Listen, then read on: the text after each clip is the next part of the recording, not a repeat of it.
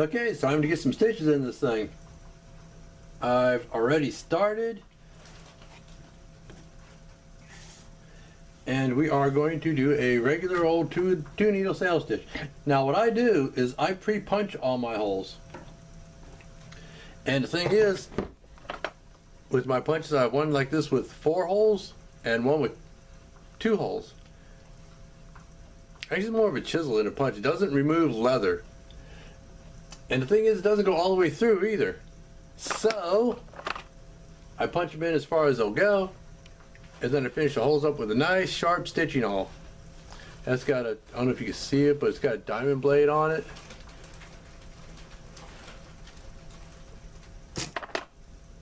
The thread I'm using is 1 mil polyester, strong stuff. And I've already got my needles locked on. All I'm doing is going through on one side, give it a little wiggle. The second needle goes on top of the first needle, and then the second stitch goes over top of the first stitch. I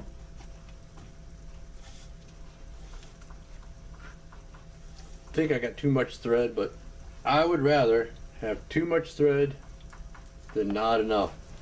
You know, if you try to get just the exact right amount of thread, you can always come up a little bit short, and that sucks, because either you got to take it all out and start over, or you can splice it in.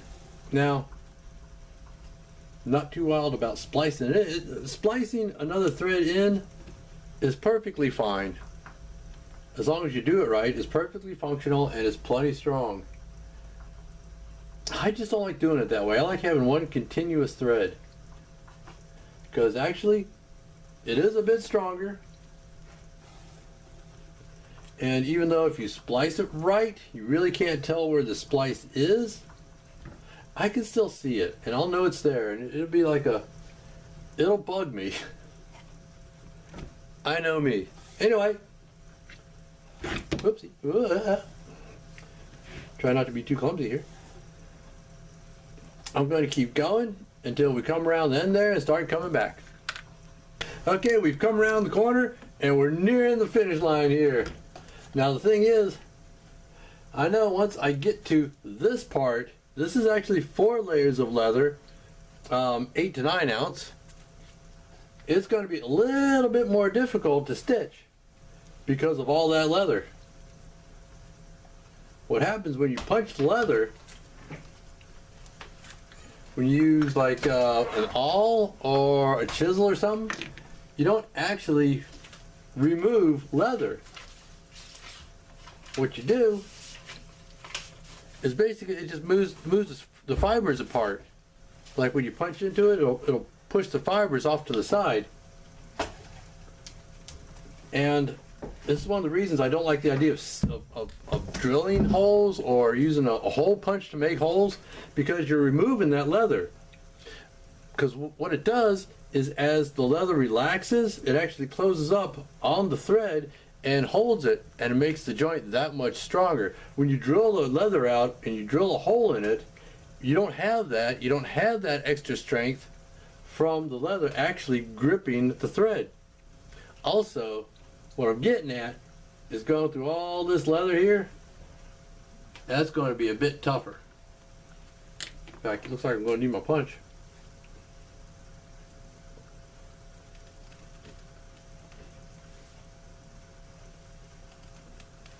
There we go.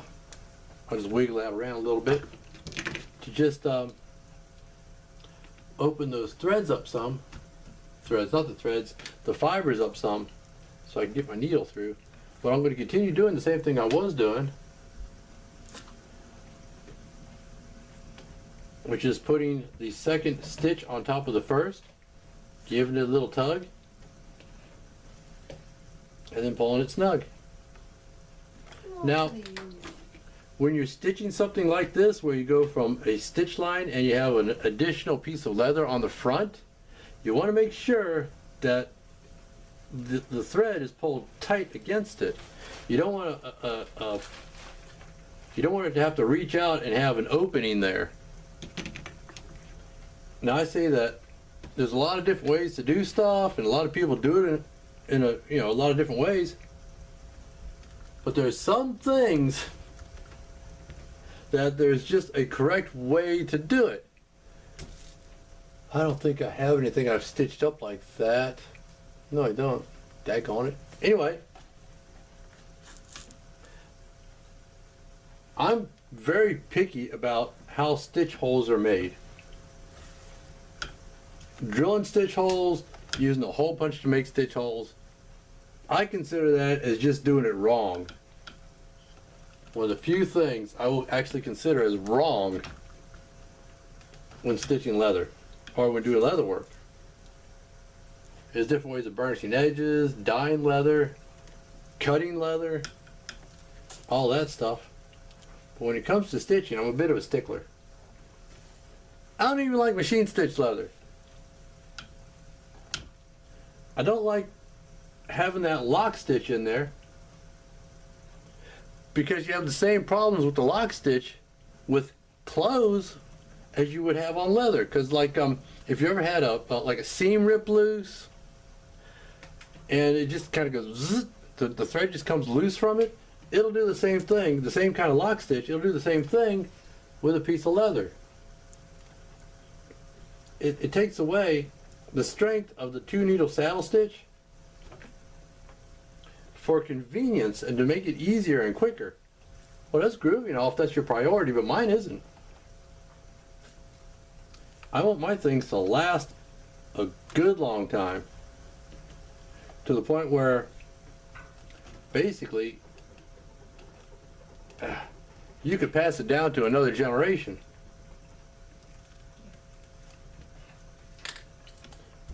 I don't want to be like, yeah, well, this person's not going to live all that long, so it doesn't have to be all that strong. No.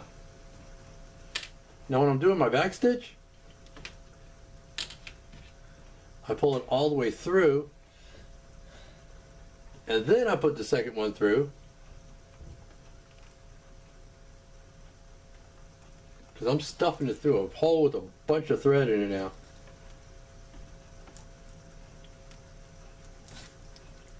And I gotta use these things. They're flat nose, little flat nose pliers. Actually, these are beading pliers. Beading tools, but they work great. And since my hands went all gimpy on me, I can't do much beading anyway.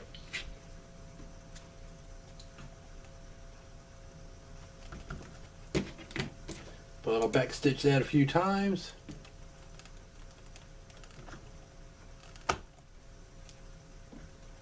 There's some people that have a specific amount of back stitch that you're supposed to have, and a specific way. I mean, a lot of people probably tell me I'm doing it wrong, and that's groovy. That's the other thing. If somebody has some something constructive to say, some constructive advice, that's fine.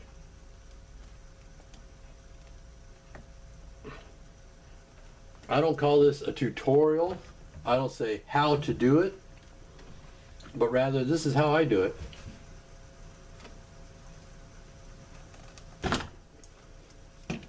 You know, you got your people that if you don't do it the way I do it, then you're doing it wrong. I'm not like that. But I will say that there's a few things that if you don't do them a certain way, you're doing it wrong. Like drilling stitch holes. I will never agree to that.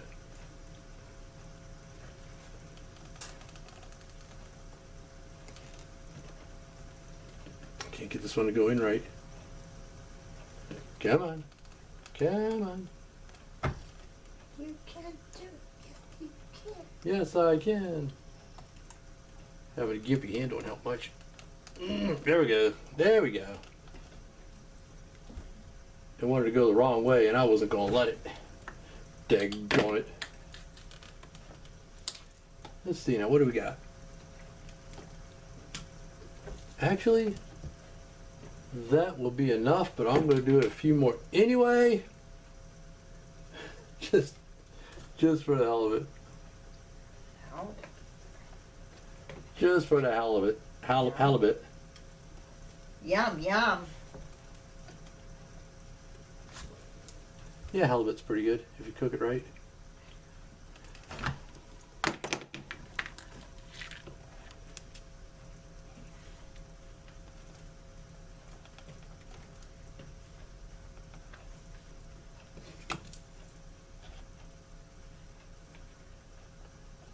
Okay, just a couple more and I'm going to call it done.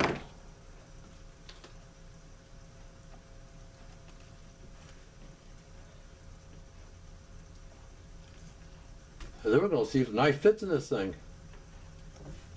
I'm sure it will. There's no reason for it not to. The thing is, I double check all the way to each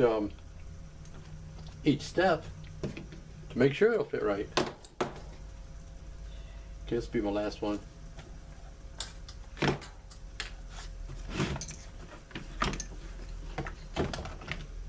Yeah, I don't have a stitch pony or a stitch horse, and quite frankly, I don't believe I need one. My little setup here has always worked fine for me.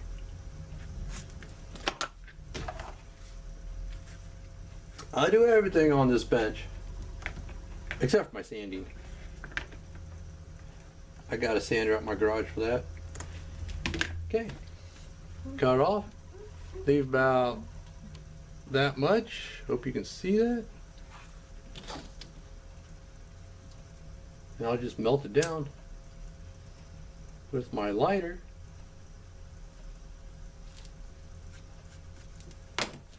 And that is all stitched up. Got this piece stitched on, this piece stitched on, and this is all done. Now it's up to doing just finish work on this. I'm going to get the knife and I'll be right back. Okay, this is the knife that's going into this sheath.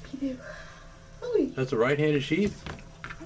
Fellow I'm making this for wanted a left-handed sheath. And oh no, it doesn't fit. Oh no, wait, it fits perfect.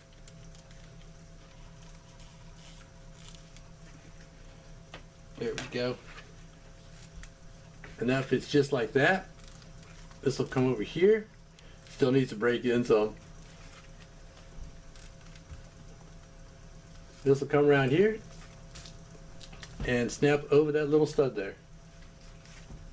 Just like, oopsie. Let me adjust this a little bit. Here we go. Just like that. But it does fit. And it fits with minimal play.